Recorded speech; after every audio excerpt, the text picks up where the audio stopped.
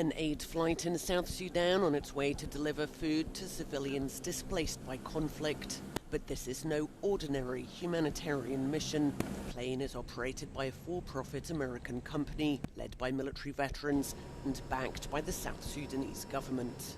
The US contractors say they aim to be a humanitarian force. We do so by using the experience that we had, many of us in the military, but we also have people that served in the United Nations.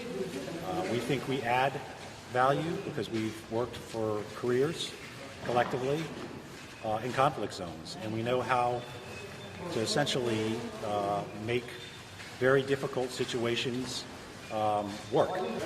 But the global aid community is warning that it's a militarized, politicized and profit-seeking trend that could allow warring parties to use aid to control desperate civilian populations. Pile of food bags down there. Oxfam's Bushra Khalidi says the US contracting firms have no commitment to humanitarian principles of neutrality and operational independence in war zones.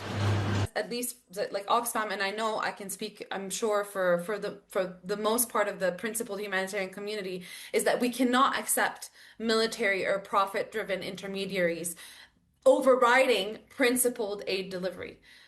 We just cannot. It goes against everything we believe in and we've signed up for and that we are accountable to and that we're, binded by.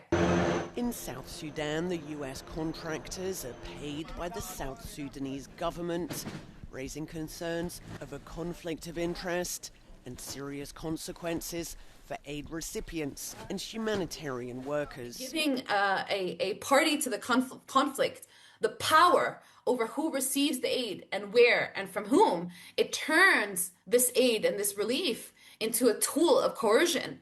And it blurs the line between humanitarian assistance and military objectives, which puts basically civilians directly, and also the humanitarian workers, at serious risk and weaken all of the protections that we as humanitarians are guaranteed under international law. Meanwhile, in the Middle East, the Gaza Humanitarian Foundation has distributed food at a handful of sites in southern Gaza. It's unclear who's funding the new operation, and no donor has come forward.